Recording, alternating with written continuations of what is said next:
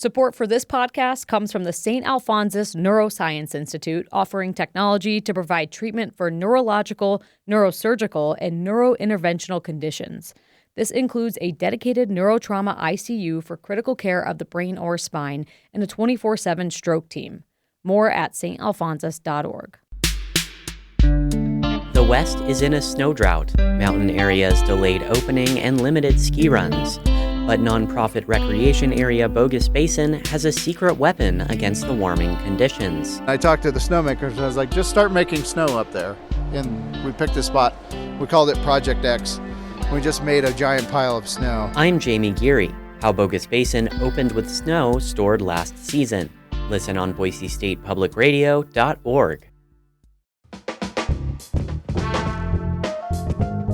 From Boise State Public Radio, this is The Connector. It's Idaho's Daily News. Good morning. I'm George Prentice. This morning we have an update on approved ID when you're traveling at the airport. Plus, we'll tell you why they are talking about drones over at the Statehouse. It is Friday, the 30th of January. Here we go with today's stories.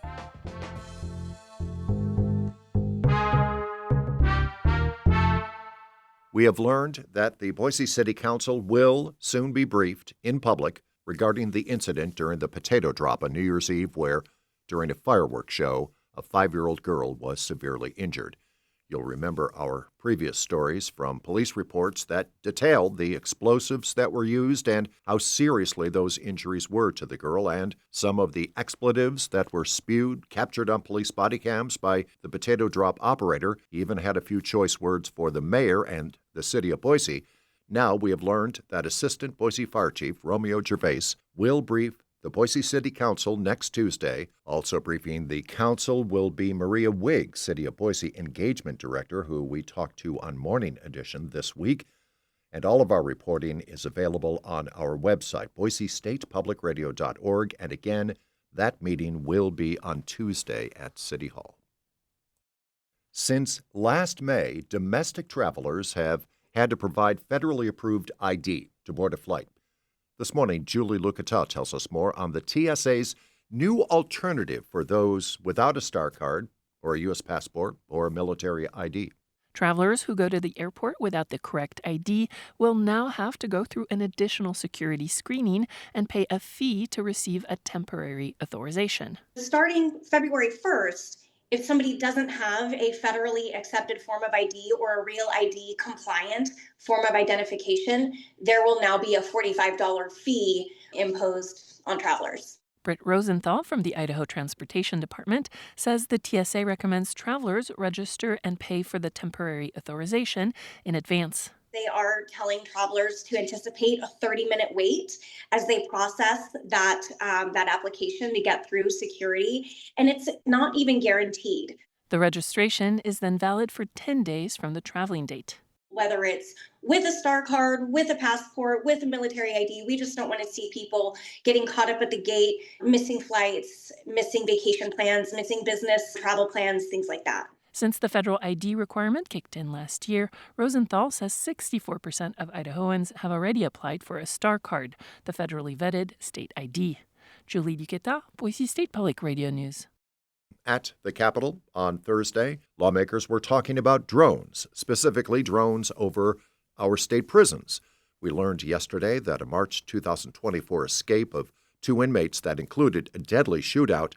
The plot, we were told, was hatched via a cell phone that was dropped into the prison by a drone. We got to understand the capability of these bringing in paraphernalia, drugs, phones, and even they made the comment of actually having the capability of lifting someone out and taking them away. So that kind of got my attention. And that is GOP House Representative Ted Hill of Eagle.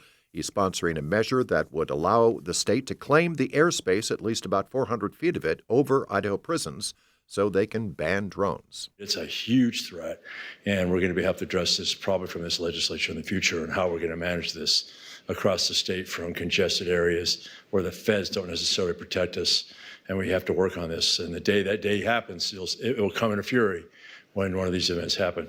Then came Chad Page, Chief of Operations for the Department of Correction, who told lawmakers that IDOC had recently put in drone detection equipment. Since doing so, we have detected just over 7,000 drones operating in or near our prisons. Each detection represents the potential delivery of contraband, drugs, or weapons, or surveillance activity used to plan escapes. If the measure were to become law, the penalty for an operator of the drones would be $2,000 to $5,000 and or a year in jail. Bill H-522 now goes to the full House for consideration. Idaho could lose out on more tax revenue in the coming fiscal year, that under the latest federal conformity bill that was introduced yesterday at the Capitol. James Dawson tells us more. The cost of mirroring federal tax changes passed last summer, like breaks on tips, overtime, and car loan interest, would be $155 million in this fiscal year. That climbs to $175 million starting with the new fiscal year in July. But some lawmakers, like Democratic Representative John Gannon, say those estimates are low compared to projections calculated by neighboring states like Montana. Montana's got 1/3 the population of Idaho. So if you extrapolate, you're looking at $200-300 million.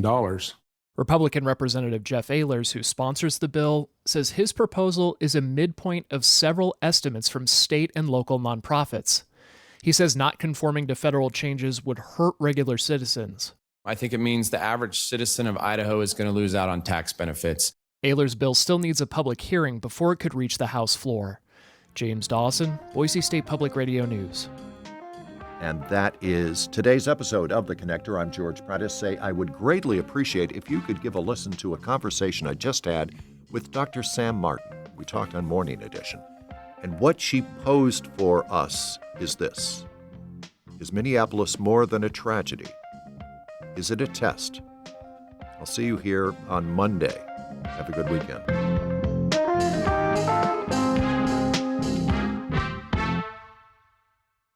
Looking for another podcast to listen to? Check out The Nature of Idaho from our partner station KISU in Eastern Idaho. Join hosts Peter Pruitt and Dr. Leif Tapanilla as they share fascinating stories from the Gem State's great outdoors, celebrating Idaho's wildlife, landscape, and natural wonders. That's The Nature of Idaho from KISU. Listen wherever you get your podcasts.